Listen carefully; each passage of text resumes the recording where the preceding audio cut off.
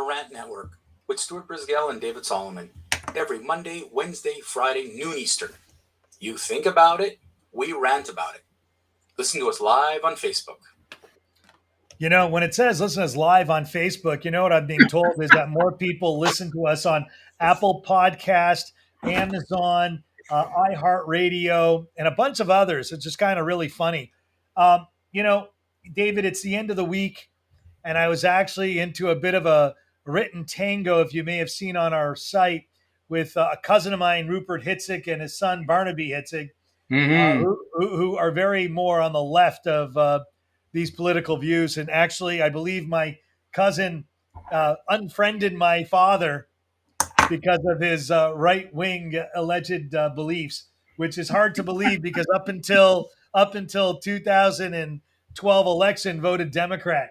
So sorry, Dad, I just outed you on the World Wide Web. You know, but we're not here to talk about good old my cousin Rupert, nor are we here to talk about my father. But I want to give a quote from one of the most epic news reporters or personalities. In seeking the truth, you have to get both sides of the story. And that's a quote from the late Walter Cronkite. Walter Cronkite is also not a right-wing media guy and would definitely not sit well in some media houses. But, you know, if you listen to his quote, and if you grew up where news media was created, Walter Cronkite is the dad. And if you don't get both sides of a story, then really you're just jerking yourself off, drinking your own Kool-Aid. Yeah, I know, really, really profound words. But, you know, there used to be a secondary reporter who moved up the ranks, and his name was Dan Rather. And so Dan Rather, or Dan Irvin Rather, who's an American journalist, he also was a mainstay name like Walter Cronkite. And if you haven't met him, if you haven't watched him, you can Google him and hear all about him. But unfortunately, in a woke 2008 mentality, he got burned. He put his hand, made some bad decisions. He lied. He blatantly lied. He did blatantly lie. But again, to today's standards, that's pretty much what they all do. So I'm just going to say that what Walter Cronkite did, he did some pretty bad stuff too, but he didn't get outed. Dan Rather got outed, excommunicated. And good decisions by the media to do so. And I think today you would have an empty CNN, empty CBS, an empty ABC, NBC, and probably an empty Fox News network of all journalists because they're no longer journalists. But that's also not what our rant is about. David, now that I've taken us way off topic like I always do. Yeah, right. So let me, Stuart, I'll tell you the crazy thing is for me, for what you just said, I found it hilarious, is that CNN wants to tell you that they hold the moral high ground. They're so arrogant that they actually do make those type of comments. And they'll bring in anybody that they can to push their agenda, just like anybody else. Fox is no better, and CNN, they're all no better. And you're outing your father. My father-in-law will be upset with me because the man believes in Hannity, and I'm like, Hannity's a nutcase. He's like he's doing the wrong things, and it's a little stretching the news and whatever.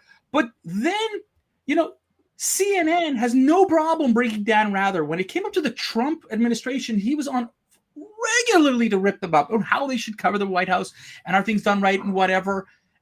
And then this happens yesterday where Brian Stelter, who claims to be the media protector, suggested perhaps it was Dan Rather with a lie in 2004 that you just talked about is the reason why Americans do not trust the media.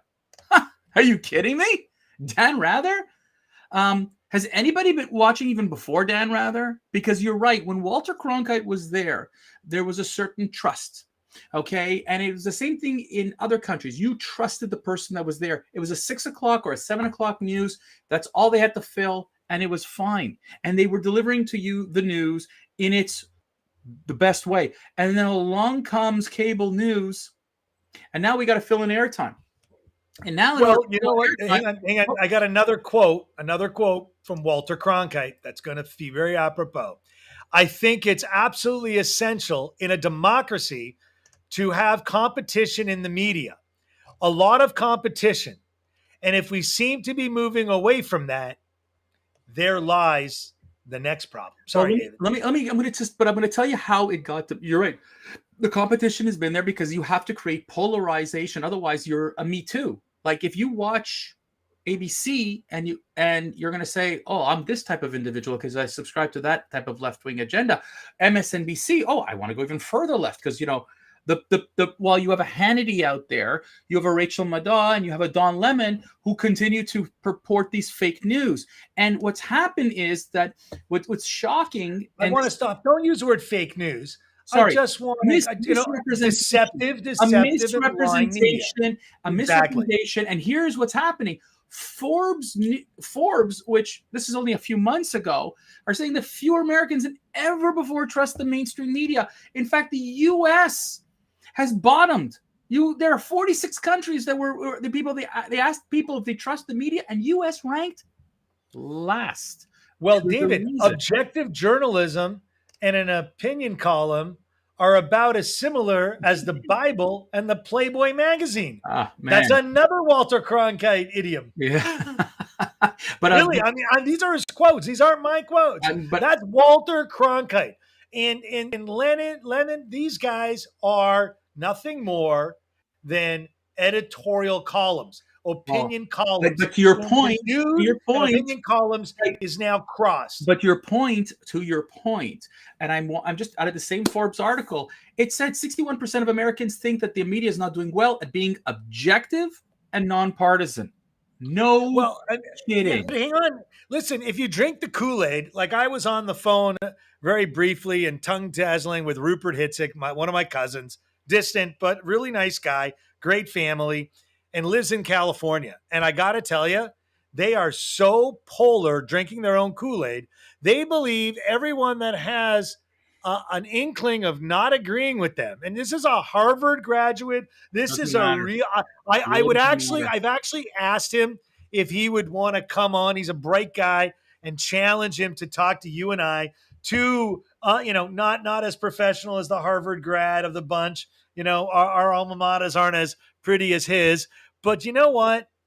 I really believe that Dan Rather deserved to be roasted, but I think Lemon would have been roasted a million times more because I think he has lied more on air than Rather ever did. Stuart, I'm not going to sit here with numbers and a clipboard and I'm going to tell you who's lied more. I like that. What I'm sick and tired of listening to. I mean, like this is the disgust part.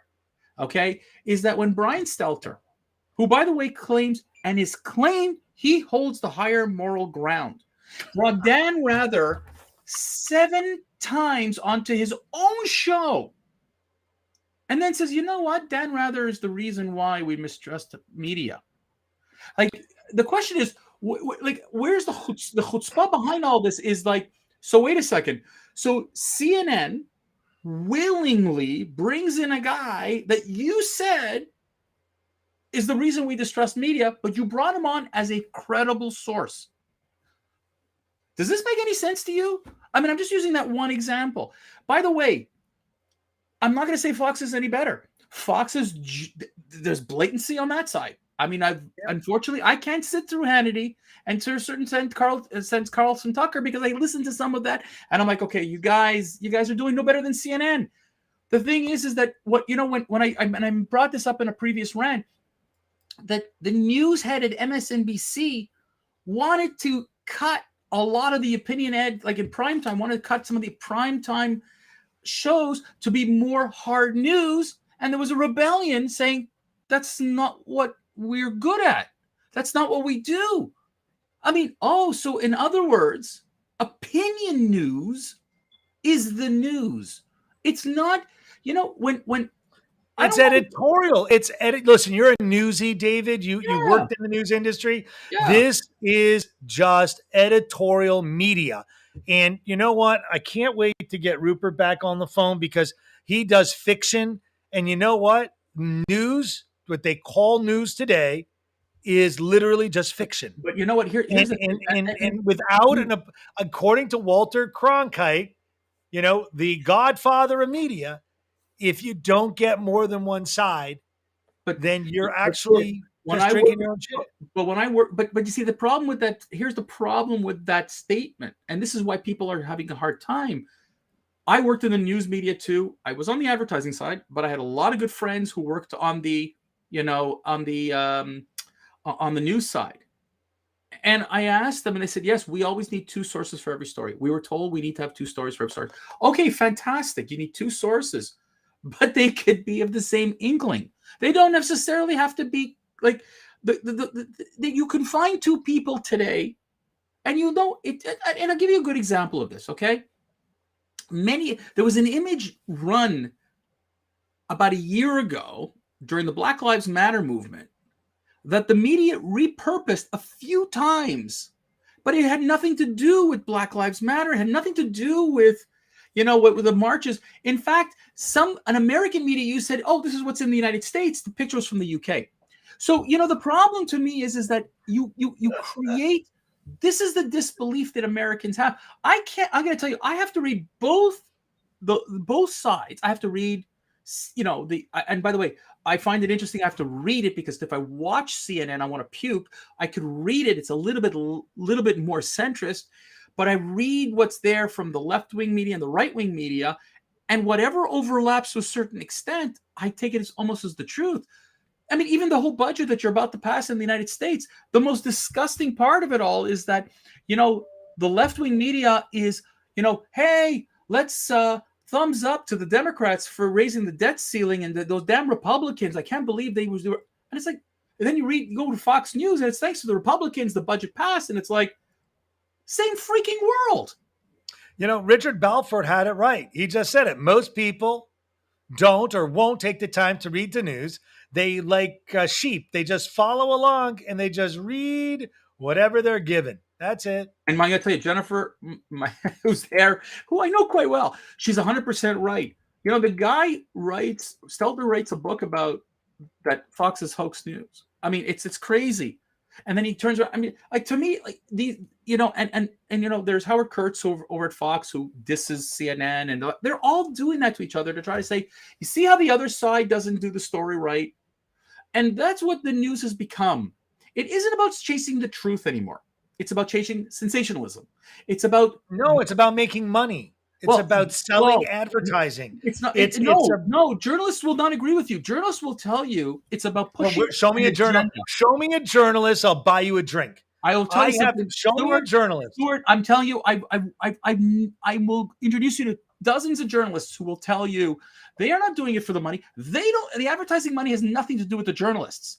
They believe in, as VP Kamala Harris used the term, their truth, and that's what they're going to push as their agenda, and that's what they're going to tell all of America and all of Canada and all the rest of the world, their truth. They're pushing an agenda, and they want their truths put out there, not the truth, not the facts. Because you know what, Stuart? We can have differing opinions. And I would ask your cousin to look at the number 6. From your side, it's a 6, and from their side, it's a 9. You're looking at the same thing from a different perspective. And we can have different perspectives over the same thing. And we could both be right.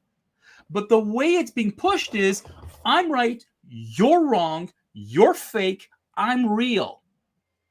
Therein lies the difference and what makes me ill. And you know what? It's Dan Rather. It's other people who are there are other media people who've lied blatantly. Okay? Brian Williams on NBC got caught lying as well. Others have gotten caught lying. Folks, the media isn't to be trusted, and it's not because of Dan Rather. Dan Rather may have been one of the reasons, but he's not the reason. And frankly, Brian Stelter is part of the reason why we don't trust the media.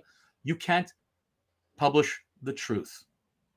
Stuart? Truth is like the sun. You can shut it out for a time, but it ain't going anyway. Elvis Presley. Well, Just got to give you tell an you. Elvis Presley quote. Ladies and gentlemen, we've reached our quarter hour. I want to thank you all very much for another incredible week. We want to wish everybody on the Canadian side of the border a wonderful, happy Thanksgiving. And on the Gobble, American gobble. gobble, gobble. And for the American side of the border, if you are celebrating Columbus Day and you are not a woke individual, David, that's a racist slur. I understand that. And if you're not a woke individual who believes that Columbus is a colonialist, then God damn it, go check your history. But I want to wish you all a wonderful day. Guys, have yourselves a wonderful weekend. See you Monday noon.